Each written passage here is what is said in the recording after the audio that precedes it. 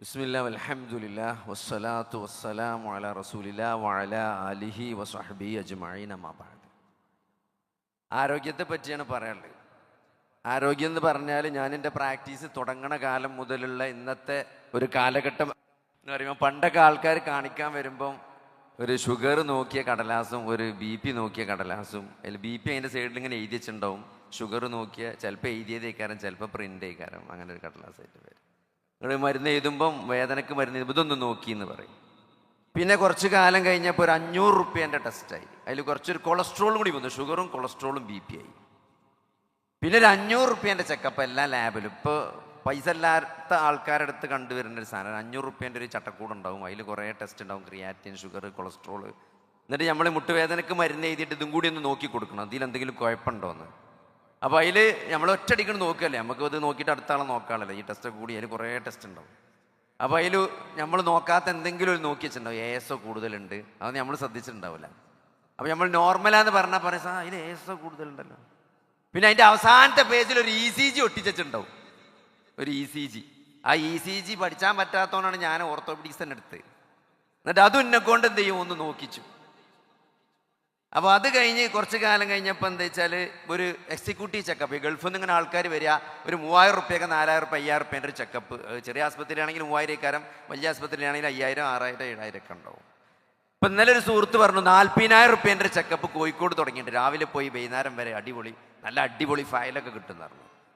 ഇപ്പോൾ കായിക്കാർ ഇതൊന്നുമല്ല, ഒരു ചെന്നൈയിലൊക്കെ പോയിട്ട് അപ്പോളോയിലൊക്കെ പോയിട്ട് 1 ലക്ഷത്തിൻ്റെ ചെക്കപ്പ് ഉണ്ട്. ഒരു 2 ദിവസമൊക്കെ അവിടെ നിന്ന് വയറ്റിൽ നിന്നൊക്കെ പോയി ഫുൾ ക്ലീനാക്കി അതിലും വലിയൊരു ഫയലായിട്ട് വരും. എന്നിട്ട് ഒക്കെ സമാധാനം ആയ റിസൾട്ടാണ് എന്ന് പറഞ്ഞ് സമാധാനിക്കുക. ഇപ്പോൾ ഞാൻ പറഞ്ഞതെന്താ വെച്ചാൽ, ഇതിപ്പോൾ നമ്മൾ ഇങ്ങനെ കുറച്ച് 10-20 കൊല്ലം കൊണ്ടുണ്ടായ ഒരു ആരോഗ്യത്തെ പറ്റിയുള്ള ആൾക്കാരുടെ ഒരു കാഴ്ചപ്പാട് പറയാൻ വേണ്ടിയിട്ടാണ്. അതേപോലെ തന്നെ ചില ആൾക്കാർ അൾട്രാസൗണ്ട് ചെയ്യുന്നിട്ട് ഫാറ്റി ലിവർ ആണെന്ന് പറയും. ഗ്രേഡ് 1, ഗ്രേഡ് 2, ഗ്രേഡ് 3 കണ്ടങ്ങനെ മെലിഞ്ഞിക്കണം അമ്മയ്ക്കാരം, പക്ഷേ ഗ്രേഡ് 2 ഫാറ്റി ലിവർ ആയിക്കാരം. പിന്നെ അതേപോലെ തന്നെ അതിൽ വേറെ ടെസ്റ്റൊക്കെ ചെയ്തിട്ടുണ്ടാവും. അങ്ങനെ ഇതൊക്കെ കൂടി ഇങ്ങനെ എന്തെങ്കിലും അസുഖമുണ്ടോ എന്നൊക്കെ ബേജാറായി നിൽക്കുന്ന ഒരു മാനസികാവസ്ഥയിലാണ് ഇപ്പോൾ കുറേ ആളുകളുള്ളത്. എന്നാൽ പിന്നെ ആരോഗ്യം പരിരക്ഷിക്കാൻ വേണ്ടി വളരെയധികം പാടുപെടുന്ന ഒരു യുവതലമുറയെ കാണാൻ പറ്റും. ഇപ്പോൾ എല്ലാവരും ജിമ്മിലാണ്.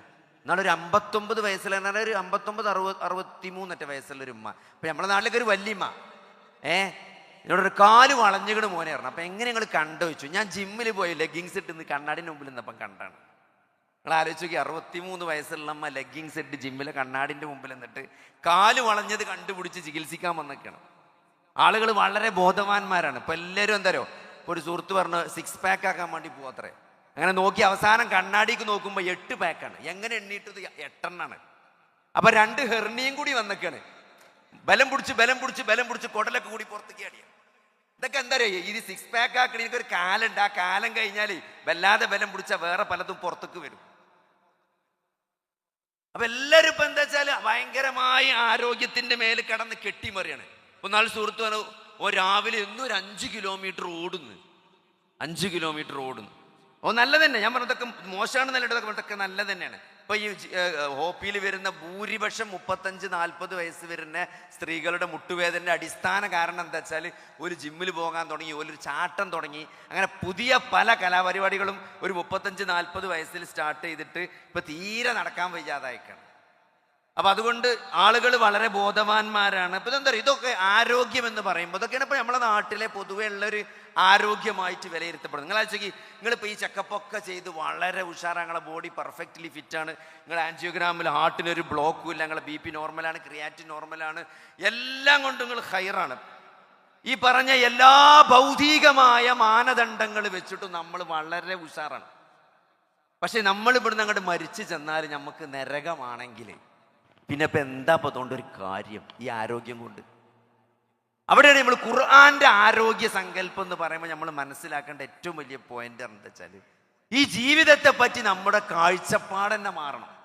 ജീവിതം എന്നത് വളരെ ചെറിയ, വളരെ ഒരു ചെറിയ തീരെ അൺപ്രഡിക്റ്റബിൾ ആയ ഒരു ചെറിയ ഒരു ഫേസാണ്. ഒന്നാമത്തെ ഫേസ് പറഞ്ഞാൽ അത് പരീക്ഷണങ്ങളുടെ കാലഘട്ടമാണ്, പരീക്ഷണങ്ങളുടെ ലോകമാണ്. അതിൻ്റെ ഡീഫാൾട്ട് സെറ്റിങ്സ് തന്നെ പരീക്ഷണമാണ്. ഈ ദുനിയാവിൻ്റെ പ്രത്യേകത എന്താ വെച്ചാൽ അതിൻ്റെ സെറ്റിങ്സിന് ഡീഫാൾട്ട് സെറ്റിങ്സ് പരീക്ഷണമാണ്. ഇവിടെ കഷ്ടപ്പാടാണ്. രണ്ടാമത്തെ ഒരു സ്റ്റേജ് എന്ന് പറഞ്ഞാൽ അത് അനന്തമായ ആസ്വാദനങ്ങളുടെ ഒരു പ്രതിഫല വേദിയാണ്. അപ്പോൾ ഈ രണ്ട് സ്റ്റേജുള്ള ജീവിതത്തെയാണ് എപ്പോഴും നമ്മൾ എന്ത് ചെയ്യേണ്ടത്, നമ്മളെ മനസ്സിൽ ഫ്രെയിം ചെയ്യേണ്ടത്. നമ്മൾ ജീവിതം ജീവിതം ജീവിതം എന്ന് പറയുമ്പം അത് മരണത്തോടെ അവസാനിക്കുന്ന ഒരു ദുന്യാവിന്റെ പുറത്തേക്ക് പോയിട്ട് അത് എന്നെന്നും ജീവിക്കുന്ന അവസാനമില്ലാത്ത പരലോകം ഉൾപ്പെട്ട ഒരു ഫ്രെയിമാണ് നമ്മൾ മനസ്സിൽ കാണേണ്ടത്. ഞാൻ പറഞ്ഞ പോയിന്റ് എന്താ വെച്ചാൽ, കഴിഞ്ഞ ദിവസം ഒരു സുഹൃത്ത്, അവന് ഷുഗർ ഉണ്ടായി. അവന്റെ ഷുഗർ നോക്കുമ്പം 200 ചില്ലാനാണ്. അദ്ദേഹത്തായിട്ട് സംസാരിക്കുമ്പോൾ അദ്ദേഹത്തിന്റെ ഒരു മാനസികാവസ്ഥ നമ്മൾ നോക്കുകയാണെങ്കിൽ ഒരു സ്റ്റേജ് 4 ക്യാൻസർ കണ്ടുപിടിച്ച മാനസികാവസ്ഥയിലാണ് മുപ്പരുന്നത്. ഷുഗർ എന്ന് പറഞ്ഞപ്പോൾ എന്താ, രക്തക്കോയിലൊക്കെ ബ്ലോക്കായി, കാഴ്ച പോയി, മുറി വന്നു, എല്ലാ ഹാർട്ടിന് ബ്ലോക്ക് വന്നു, എന്റെ ജീവിതം പോയല്ല പടച്ചോനെ എന്നുള്ളിടത്താണ് മൂപ്പര് നിൽക്കുന്നത്. പക്ഷെ ഒരു സ്റ്റേജ് 4 ക്യാൻസർ ഡയഗ്നോസ് ചെയ്ത ആള് വളരെ സമാധാനപരമായി ചിരിക്കുന്നത് നമ്മൾ കാണുന്നുണ്ട്.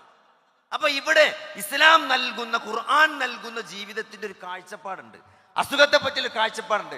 അത് 3 സ്റ്റെൻഡ് ഇട്ടാലും സഹോദരങ്ങളെ, നടക്കുമ്പം കിതച്ചാലും അതിനപ്പുറത്തേക്ക് കാണാനുള്ള ഒരു വിശാലത, ഒരു മാനസിക ആരോഗ്യം എന്നുള്ളത് അത് വിശുദ്ധ ഖുർആന് മാത്രം നൽകാൻ കഴിയുന്ന കാര്യമാണ്. ഈ പ്രപഞ്ചത്തെ സൃഷ്ടിച്ച അള്ളാഹുവിന് മാത്രം നൽകാൻ കഴിയുന്ന ഒരു ആരോഗ്യത്തെ പറ്റിയുള്ള കാഴ്ചപ്പാടതാണ്. ഈ രോഗം എന്നത് എന്തല്ല, പ്രയാസമല്ല, അത് പരീക്ഷണമാണ്. അള്ളാഹു ദറജ ഉയർത്താൻ വേണ്ടി വെച്ചതാണ്. അള്ളാഹു സ്വർഗം നൽകാൻ, ഒട്ടേറെ പ്രതിഫലം എനിക്ക് നൽകാൻ അള്ളാഹുവിന്റെ ഒരു ഓഫറാണ്, ഈ സമ്മാനമാണ്, വിരുന്നാണ് എന്ന് മനസ്സിലാക്കാനുള്ള ഒരു മാനസിക വളർച്ചയിലേക്ക് വിശുദ്ധ ഖുർആൻ എന്ത് ചെയ്യണം, വിശുദ്ധ ഖുർആന്റെ ആരോഗ്യത്തെ പറ്റിയുള്ള കാഴ്ചപ്പാട് നമ്മളെ നയിക്കേണ്ടതുണ്ട്. രോഗമില്ലായ്മ എന്ന് മാത്രമല്ല, ആരോഗ്യ സംഘടനയ്ക്ക് തന്നെ പറഞ്ഞു, രോഗമില്ലാത്തൊരവസ്ഥ മാത്രമല്ല, സമ്പൂർണമായ മാനസികമായ ശാരീരികവുമായ സന്തുലിതാവസ്ഥ എന്നൊക്കെ പറയുമ്പോഴും അവിടെ വളരെ വിസ്മരിക്കപ്പെടുന്ന ഒരു കാര്യമുണ്ട്. ഖുർആൻ മുന്നോട്ട് വെക്കുന്ന അള്ളാഹുവിലേക്കുള്ളൊരു മടക്കുണ്ട്, പരലോകമുണ്ട്, ഇബാദത്തുണ്ട്. അപ്പൊ ആരോഗ്യം എന്തിനാണ്? അള്ളാഹുവിനെ ആരാധിക്കാനുള്ളതാണ് ഈ ആരോഗ്യം. അതിനാണ് ആരോഗ്യം വേണ്ടത്. അപ്പൊ അങ്ങനെ നമ്മൾ എന്ത് ചെയ്യണം? അപ്പൊ അങ്ങനെ കാണണമെങ്കിൽ അതിൽ ആരോഗ്യത്തെ വലിയൊരു അനുഗ്രഹമായി, കാരണം അള്ളാഹുവിനെ നന്നായി ഇബാദത്ത് ചെയ്യാനുള്ള ഒരു അനുഗ്രഹമായിട്ട് എന്ന ഖുർആന്റെ ആയത്തിൽ നിങ്ങൾ ആ പ്രയോഗിച്ച പദമെടുത്ത് പരിശോധിച്ചാൽ മതി. നിഅമത്ത് എന്ന ഏകവചനമാണ് അള്ളാഹു സുബ്ഹാനഹു വ തആല അവിടെ പ്രയോഗിച്ചത്. നിങ്ങൾ അള്ളാഹുവിന്റെ ഏതെങ്കിലും ഒരു അനുഗ്രഹം കണക്കാക്കാൻ നോക്കിയാൽ നിങ്ങളെ കൊണ്ട് അതിന് കഴിയില്ല എന്നാണ്. ഈ കാണുന്ന ഒരു കണ്ണ്, നിങ്ങൾ ഇപ്പൊ ഈ കണ്ണിൽ വ്യക്തമായിട്ട് കാണണമെങ്കിൽ ഈ കണ്ണിന്റെ ഓരോ ഭാഗവും അതിന്റെ കോർണിയ ക്ലിയർ ആയിരിക്കണം. അതിന്റെ കോർണിയമ്മ സ്ക്രാച്ച് വന്നാൽ കാണാൻ പറ്റൂല അല്ലേ? അതിന്റെ ലെൻസിൽ പ്രശ്നം ഉണ്ടെങ്കിൽ കാണാൻ പറ്റൂല അല്ലേ? അതിന്റെ റെറ്റിനക്ക് പ്രശ്നം ഉണ്ടെങ്കിൽ കാണാൻ പറ്റൂല. ഈ പ്രമേയ രോഗികളൊക്കെ പോയിട്ട് റെറ്റിന എന്താണ്, റെറ്റിനയിൽ കുഴപ്പമുണ്ട്, റെറ്റിന ലേസർ ചെയ്യണമെന്ന് എന്താ, കാഴ്ച കുറയണോണ്ടാണ്. അതെ, അപ്പൊ റെറ്റിനക്ക് പ്രശ്നം ഉണ്ടായിട്ട് കാര്യമില്ല. റെറ്റിന ക്ലിയർ ആയാലോ? ഒരു ദിവസം കാഷ്വാലിറ്റിയിൽ ഒരു കുട്ടീനെ പാമ്പ് പിടിച്ചു കൊണ്ടുവന്നു. പാമ്പ് പിടിച്ചിട്ട് ചെറിയൊരു കുട്ടി മുറ്റത്ത് നീല നിറത്തിൽ കിടക്കണം. അതായത് കളിക്കണ കുറച്ചു നേരം മുമ്പ് കളിക്കുന്നു, ഒരു ഒച്ചയും പുളിയൊന്നും കേൾക്കാനായിട്ട് ഉമ്മ വന്ന് നോക്കുമ്പോൾ കുട്ടി മുറ്റത്തിന്റെ ഒരു മൂലക്കെ നീല കളറായി കിടക്കണം. അങ്ങനെ അവിടുന്ന് കാഷ്വാലിറ്റി കൊണ്ടുവന്ന് നോക്കുമ്പോൾ എന്താണ്, അതിനെ പാമ്പ് കടിച്ച അടയാളുണ്ട്. അങ്ങനെ മൂർഖൻ കടിച്ചതാണ്. അതിന്റെ ECG ലീഡ്സ് ഒക്കെ വെച്ച് നോക്കുമ്പോൾ ഹൃദയം നന്നായിട്ട് പ്രവർത്തിക്കുന്നുണ്ട്, പക്ഷെ ശ്വാസം നിലച്ചിട്ടുണ്ട്. അപ്പൊ അതുകൊണ്ട് ഓക്സിജൻ അല്ലാത്ത നീല കളറുള്ള കുട്ടി ഉള്ളത്. അങ്ങനെ കുട്ടിയെ രണ്ടാമതൊക്കെ എന്ത് ചെയ്തു, റിവൈവ് ചെയ്ത് റെസിസിറ്റേറ്റ് ചെയ്തെടുത്ത് ഒരാഴ്ച കഴിഞ്ഞിട്ട് കുട്ടി ഡിസ്ചാർജ് ആകണം. ഒരു തമിഴ് കുട്ടിയാണ്. അന്ന് ആ ഡിസ്ചാർജ് ആകുന്ന സമയത്ത് കുട്ടിക്ക് കാഴ്ചല്ല. നിങ്ങളാലോചിച്ച്, കുട്ടിക്ക് കാഴ്ചല്ല. കുട്ടിയുടെ സകല പരിശോധനകൾ നടത്തി, കണ്ണിന്റെ റെറ്റിനക്കോ കോർണിയക്കോ ഒപ്റ്റിക് നെർവിനോ ഒന്നിനൊരു ഡാമേജ് ഇല്ല, ഒരു പ്രശ്നമില്ല. പക്ഷെ കുട്ടി കാണുന്നില്ല. അപ്പൊ എന്താ പറയുക, വിഷ്വൽ കോർട്ടക്സ് എന്ന് പറഞ്ഞ തലച്ചോറിന്റെ ബാക്കിലൊരു ഭാഗമുണ്ട്. ആ ഭാഗമാണ് നമ്മൾ കണ്ട കാര്യങ്ങളെ അനലൈസ് ചെയ്ത് നമുക്ക് കാഴ്ച തരുന്നത്. ആ തലച്ചോറിന്റെ ആ ഭാഗമാണ്. അങ്ങോട്ടുള്ള രക്തോട്ടം നശിച്ചു പോയതായിട്ട് MRIയിൽ കണ്ടു എന്നാണ്.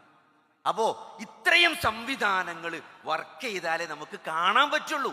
നിങ്ങൾ കാണുന്ന സാധനം അതൊരു ഫാനാണ് എന്ന് മനസ്സിലാകണമെങ്കിൽ നിങ്ങളെ മെമ്മറിയുമായിട്ട് വിഷ്വൽ കോർട്ടക്സ് ലിങ്ക് ചെയ്യണം. അപ്പൊ മുമ്പ് കണ്ടൊരു സാധനം ആകുമ്പോൾ അത് ഫാനാണെന്ന് മനസ്സിലാകും അല്ലേ? ഫാൻ കാണാത്തൊരാൾക്ക് ഫാൻ കാണിച്ചെടുത്ത് എന്താ പറയാ, എന്തൊരു സാധനം തിരിയുണ്ട് എന്നാ പറയാ.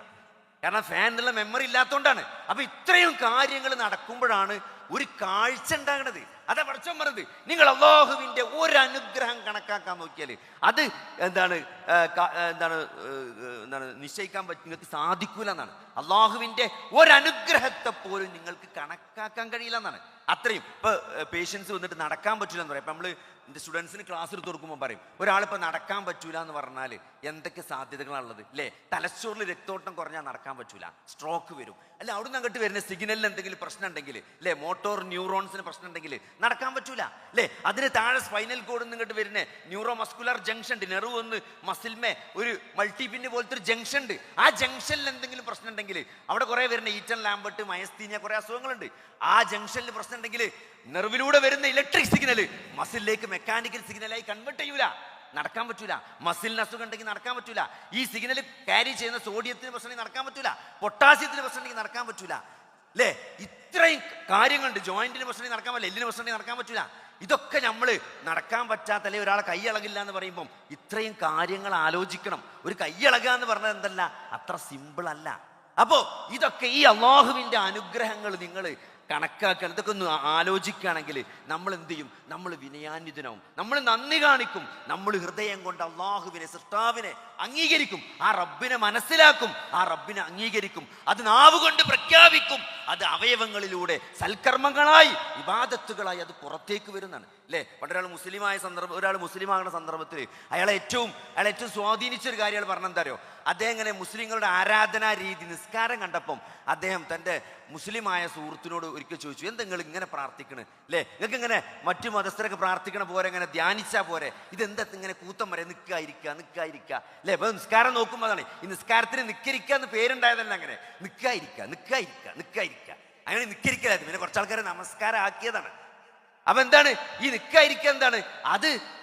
അയാൾ പറഞ്ഞ മറുപടി എന്താ? ഞങ്ങള് അള്ളാഹു മനസ്സിനെ മാത്രമല്ല സൃഷ്ടിച്ചത് എന്നാണ്, അള്ളാഹു ശരീരത്തെയും സൃഷ്ടിച്ചിട്ടുണ്ട്. അതുകൊണ്ട് ഞങ്ങൾ എന്ത് ചെയ്യും? ഞങ്ങൾ മനസ്സുകൊണ്ടും ശരീരത്തോണ്ടൊക്കെ അള്ളാഹുവിനെ ആരാധിക്കും എന്ന് അദ്ദേഹം മറുപടി ലോജിക്കലായിട്ട് അദ്ദേഹത്തെ വളരെ സ്വാധീനിച്ചു എന്ന് അദ്ദേഹത്തിൻ്റെ എഴുത്തിൽ അദ്ദേഹം എഴുതിയതേ ഒരിക്കൽ വായിച്ചു. അപ്പം ഞാൻ പറഞ്ഞെന്താ സഹോദരങ്ങളെ, അള്ളാഹുവിനുള്ള നന്ദിയാണ്, ഇത്രയും അനുഗ്രഹങ്ങൾ ചെയ്ത റബ്ബിനുള്ള നന്ദിയാണ് ജീവിതം. ആ ഒരു മെസ്സേജാണ് എനിക്ക് പറയാനുള്ളത്. അതേപോലെ തന്നെ വിശുദ്ധ ഖുർആനിൽ ആരോഗ്യം നിങ്ങൾ മനസ്സിലാക്കുന്ന, നമ്മളൊക്കെ മനസ്സിലാക്കണ ഈ ആരോഗ്യം ഉണ്ടല്ലോ, അതുമായിട്ട് ബന്ധപ്പെട്ട് വിശുദ്ധ ഖുർആനിൽ വളരെ വളരെ ചെറിയ നിർദ്ദേശങ്ങളെ നൽകിയിട്ടുള്ളൂ. നിങ്ങൾക്ക് ലോകത്ത് എക്കാലത്തും പ്രായോഗികമായി. എന്നിപ്പോൾ ഞാൻ എൻ്റെ കാർഡിയോളജിസ്റ്റിനോട് ഒരിക്കൽ ചോദിച്ചു, അല്ല എന്താണ് ഇപ്പോൾ ഭക്ഷണം കഴിക്കാൻ, എനിക്ക് ബിരിയാണി അങ്ങനത്തതാണ്, മന്തി അങ്ങനത്തതാണ് കൂടുതൽ ഇഷ്ടം. അപ്പോൾ എന്നോട് അദ്ദേഹം പറഞ്ഞെന്തരോ, ഇഷ്ടമുള്ള ഭക്ഷണം കുറച്ച് കഴിക്കുകയാണ് ഏറ്റവും ബെസ്റ്റ് പോളിസി. ഇഷ്ടമല്ലാത്തത് ഇങ്ങനെ ചോറ് ഇഷ്ടമല്ലെങ്കിൽ ചോറ് നടങ്ങാറാണ്ട, ചപ്പാത്തി ഇഷ്ടമല്ലെങ്കിൽ ചപ്പാത്തി നടങ്ങാറാണ്ട. നിങ്ങൾക്ക് ഇഷ്ടമുള്ള ഫുഡ് കഴിച്ചോളി, പക്ഷെ കുറച്ചേ കഴിക്കാൻ പാടും. അപ്പൊ തോനെ തിന്നണമെങ്കിൽ എന്താ ചെയ്യേണ്ടത് വെച്ചാൽ ഇടക്കിടക്ക് തിന്നാ. നിങ്ങൾക്ക് നല്ലൊരു ബിരിയാണി അടിക്കണം, മട്ടൻ ബിരിയാണി അടിക്കണം എന്നുണ്ടോ, നിങ്ങൾ 12 മണിക്ക് തുടങ്ങിക്കോളി. 12 മണിക്ക് 2 ഉരുള തിന്നാ, 12:30 ഒരു ഉരുള തിന്നാ, 1 മണിക്ക് ഒരു ഉരുള തിന്നാ, അങ്ങനെ ഒരു 3:30 വരെ നിങ്ങൾ ആ ബിരിയാണിയാണ് തീർത്തളി. ഒരു പ്രശ്നമില്ല, നിങ്ങൾക്ക് ഷുഗർ പീക്ക് ചെയ്യൂല, ഒരിക്കലും ഷുഗർ ഒന്നായിട്ട് പീക്ക് ചെയ്യൂല. അങ്ങനെ അപ്പൊ തിന്നാൻ ഓപ്ഷൻ ഉണ്ട്. കുലു വഷ്റബു വലാ തുസ്രിഫു എന്നുള്ളത് എക്കാലത്തും പ്രസക്തമായ ഇസ്ലാമിന്റെ തത്വമാണ്. നിങ്ങൾ ഇടങ്ങാറായിട്ട് ചാമയൊക്കെ കുടിച്ച ആൾക്കാർ കഷ്ടപ്പെടാണ് അല്ലേ? ചാമിങ്കോ എന്തൊക്കെ രാത്രി പലതും കുത്തിക്കലക്കി കുടിച്ചുകാണ്ട് കുറച്ച് മാറി ഒരു അരക്കോരി ചോറുന്നോളി. അതിന്റെ കൂട്ടത്തിൽ കുറച്ച് മറ്റേ സാധനങ്ങളൊക്കെ കട്ട് ചെയ്തിട്ടാൽ മതി, കാലറി കുറവുള്ള സാധനങ്ങൾ. അതിന്റെ സൈഡിൽ ക്യാരറ്റും കക്കരിക്കും കുറെ സാധനങ്ങൾ അതിന്റെ സൈഡിൽ വെച്ചിട്ട് അതിന്റെ നടുവിൽ ഇത്തിരി ചോറുണ്ടായിക്കോട്ടെ ഒരു സന്തോഷത്തിന്. എന്തിനാ നിങ്ങൾ ഇടങ്ങാറാണ്? കുലു വഷ്റബു വലാ തുസ്രിഫു, അമിതാകാൻ പാടില്ല. ഇതൊക്കെ കൂടി തിന്നിട്ട് പിന്നെ അതിന്റെ മേലെ ജ്യൂസ് കുടിച്ചാൽ, അതിന്റെ മേലെ ചക്കെന്നാ മാങ്ങെന്നാ. ഈ ഷുഗറുള്ള കാലം, ഈ ചക്കയും മാങ്ങി തിന്നുന്ന കാലത്ത് ഷുഗർ നോക്കി റിസൾട്ട് ഉണ്ടാവും, പുറത്തേക്ക് കാണിച്ചു തരില്ല. ഷുഗർ നോക്കിക്കണ് കൂടുതലാന്നറിയാം. അപ്പൊ എന്തേമ്മ, അതിപ്പോ ചക്കന്റെ കാലല്ലേ, നല്ല മാങ്ങ. അപ്പൊ കഴിഞ്ഞ സീസണിൽ അമേരിക്കക്ക് മാങ്ങ കയറ്റി വയ്ക്കാത്തതുകൊണ്ട് കേരളക്കാർ ഏറ്റവും നല്ല മാങ്ങ എന്ന കാലഘട്ടമാണ് കഴിഞ്ഞ കാലഘട്ടം. നിങ്ങൾക്കറിയാം എല്ലാ സ്ഥലത്തും നല്ല മാങ്ങയായിരുന്നു, അതുകൊണ്ട് എല്ലാവരും ഷുഗറും കൂടുതലായിരുന്നു. ഷുഗറിന്റെ റിസൾട്ട് തന്നെ കാണിച്ചു തരില്ല, അത് ഇന്നലെ മാങ്ങ എന്നാണ് അറിയും. അതിപ്പോ എന്താ, ഇന്നലെ മാങ്ങ എന്നാണ് അറിയും. അപ്പൊ സഹോദരങ്ങൾ, മാങ്ങ തിന്നോളി, പക്ഷെ എന്തരുത്, ആ ചപ്പാത്തി തിന്നരുത്. ആ ചപ്പാത്തിക്ക് പകരം എന്ത് ചെയ്യുക, ആ ഒരു മാങ്ങ തിന്നുക. മേപ്പടി അയച്ച് എന്ത് ചെയ്യരുത്, കാലറി അടിച്ചു പിന്നരുത്. ഈ ഫലൂഡ, ഐസ്ക്രീം, ഈ സാധനങ്ങളൊക്കെ. അപ്പൊ അത് തിന്നാൻ പൂതിയുണ്ടെങ്കിൽ അത് മാത്രമാക്കുക. അതായത് ടോട്ടൽ കാലറി എന്ന് എത്ര കൃത്യമായിട്ടാണ് ഖുർആൻ പറഞ്ഞത്, കുലു വഷ്റബു വലാ തുസ്രിഫു. ഞാൻ ഈ ഓർത്ത് പഠിക്കുന്ന സമയത്ത് ഞങ്ങളൊരു പ്രൊഫസർ ഉണ്ടായിരുന്നു, അയാൾ നോൺ മുസ്ലിമാണ്. അപ്പൊ അയാളിങ്ങനെ ആൾക്കാർക്ക് എപ്പോഴും എന്താ വെച്ചാൽ എല്ലൊക്കെ പൊട്ടി ഇങ്ങനെ കിടക്കുമ്പോഴേ എന്താ തിന്നാൻ പറ്റുക, എന്താ തിന്നാൻ പറ്റുക, അതാണ് കാര്യമായിട്ടുള്ള ചോദ്യം. നമ്മളെ റൂമിൽ കയറുമ്പോൾ അതാ ചോദിക്കുക എന്തൊക്കെ തിന്നാൻ പറ്റും. അപ്പൊ ഒരു സാധു ചോദിച്ച എന്താ നിങ്ങള്, ഒരു പട്ടരാണ്, സാമ്പാർ കൂട്ടാൻ പറ്റുമോ, സാമ്പാർ കൂട്ടാൻ പറ്റുമോ എന്നാ ചോദിച്ചത്. അപ്പൊ എന്റെ പ്രൊഫസർ പറഞ്ഞു സാമ്പാർ കൂട്ടാ പരിപ്പിടരുത്, സാമ്പാർ കൂട്ടാ പരിപ്പിടരുത്. അപ്പൊ ഞാനിത് ഓടിയും വായിച്ചിട്ടൊന്നും പഠിച്ചിട്ടില്ല, ഞാൻ നെറ്റ് നോക്കിയിട്ടൊന്നും അങ്ങനെ കാണൂല. അപ്പൊ ഞാൻ പുറത്തിറങ്ങിയിട്ട് മെല്ലെ സാറോട് ചോദിച്ചു എന്ത് പരിപാടി ചോദിച്ചു. അതിപ്പോ ഞാൻ സാമ്പാർ കൂട്ടണ്ടാറിന ഓനൊരു വില ഉണ്ടാവില്ല, അപ്പൊ സാമ്പാർ കൂട്ടണ്ട പരിപ്പിടണ്ടാണ് ഒന്നുകൂടി ഒരു വില ഉണ്ടാവും. അപ്പൊ അതുകൊണ്ട് പറഞ്ഞു, ഞാൻ പറഞ്ഞു തരോ ആൾക്കാർ എന്താ കൂട്ടാൻ പറ്റുക. അപ്പോൾ ഞാൻ എൻ്റെ പേഷ്യൻസ് എപ്പോഴും ചോദിക്കും സാർ എന്താ തിന്നാൻ പറ്റുക, ഹലാലൻ തൊയ്യബൻ. എത്ര രണ്ട് വാക്കിൽ ക്ലിയർ ആണ്. ഹലാലായതൊക്കെ തിന്നോളി അല്ലെ, തൊയ്യബായതൊക്കെ തിന്നോളി. എന്തായാലും നമ്മുടെ ശരീരത്തിന് കേടുണ്ടാകുന്ന ജാതി സാധനങ്ങളൊന്നും എന്ത് ചെയ്യണ്ട, തിന്നണ്ട. തൊയ്യബ് എന്ന് പറഞ്ഞതാണ്, ഹലാൽ എന്ന് പറഞ്ഞാൽ ഹലാലായതേ തിന്നാൻ പാടുള്ളൂ. പ്രാർത്ഥന സ്വീകരിക്കട്ടെ, നമ്മുടെ ജീവിതം ഇബാദത്തല്ലേ, മരിച്ചു പോകേണ്ട സഹോദരങ്ങളെ. അപ്പൊ എത്ര ക്ലിയർ ആണ് ഖുർആന്റെ മെസ്സേജ്. ആ ഹലാലായത് തിന്നിട്ടില്ലെങ്കിൽ എന്താ നിങ്ങൾ, അത് തടിമ കുടിച്ചാലേ അത് നരകത്തേക്കാണ് പോവുക. പ്രാർത്ഥന വരെ സ്വീകരിക്കാത്ത നിന്യമായ അവസ്ഥ ഉണ്ടാവും. അപ്പൊ തിന്നുമ്പോൾ അത്ര നിബന്ധനയുള്ളൂ. ഇത് ഹലാലാണോ, ഇത് നമ്മളെ മേത്തുക്ക് എടുക്കൂലേ എന്നാണ്. പണ്ടൊക്കെ നമ്മളെ മുജാഹിദ് പണ്ഡിതന്മാർ വരെ ബീഡിയിൽ ചെയ്യുന്നൊരു കാലം ഉണ്ടായിരുന്നു. ബീഡിയും സിഗരറ്റൊക്കെ വെച്ചിന്. ഞാൻ മെഡിക്കൽ കോളേജിൽ ക്ലാസ് എടുക്കാൻ വേണ്ടി ഉസ്താദിനെ കാത്തുക്കും, മൗലവിനെ കാത്തുക്കുമ്പോൾ മൗലവി ആളായോ എന്ന് ചോദിച്ചാണ്ട് ഇങ്ങനെ ആ മരത്തിന്റെ ബാക്കിൽ പോയിക്കണം, എന്നിട്ട് ഇങ്ങനെ സിഗരറ്റ് വലിക്കണം. ഇന്നൊരു അറ്റാൾ, ഇന്നൊരു യുവ പണ്ഡിതന്മാർ സിഗരറ്റ് വലിക്കണം കാണില്ല. ഒലാ തഖ്തുലൂ അൻഫുസക്കും അല്ലേ, നിങ്ങൾ നിങ്ങളെ തന്നെ കൊന്നു കളയരുത്. കാരണം പുകവലി അത് ലങ് ക്യാൻസർ ഉണ്ടാക്കുമെന്ന് 100% തെളിയിക്കപ്പെട്ട കാര്യമാണ്. അപ്പൊ അത് അറിയുന്ന ഒരാളെ സംബന്ധിച്ചിടത്തോളം അത് അറിഞ്ഞുകൊണ്ട് പുകവലിക്കുക എന്നുള്ളത് എന്താണ്, അത് കേടനെയാണ്. നിങ്ങൾ നിങ്ങളെ കൊന്നു കളയരുത്. നമ്മുടെ ശരീരം എന്ന് പറഞ്ഞാൽ അള്ളാഹു നൽകിയ വലിയ അമാനത്താണ്.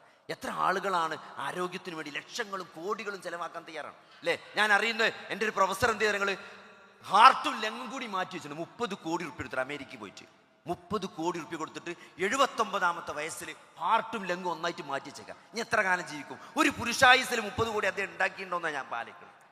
അത്രയും വില നിങ്ങൾ കൊടുക്കും. നിങ്ങളെടുത്ത് കോടി ഉണ്ടെങ്കിൽ 79 വയസ്സിൽ കുറച്ചുകൂടി പിടിച്ചിക്കാൻ പറ്റുന്നുണ്ടെങ്കിൽ നിങ്ങൾ ചെയ്യൂത്. നമ്മൾ ചെയ്യും. കാരണം ഞാൻ പണ്ട് പ്രാർത്ഥിച്ചത് അറിയോ, ഞാൻ എൻ്റെ ഫോണിൽ പ്രാർത്ഥിക്കുമ്പോൾ ഞാൻ എഴുതി ചെയ്തെന്തറിയോ, ഒരു 60 വയസ്സ് വരെ എന്നെ ജീവിപ്പിക്കണമെന്നാണ്. എന്നിട്ട് മക്കത്തുനിന്ന് ഷഹീദാക്കണേന്ന് ഞാൻ പ്രാർത്ഥിച്ചിനെ.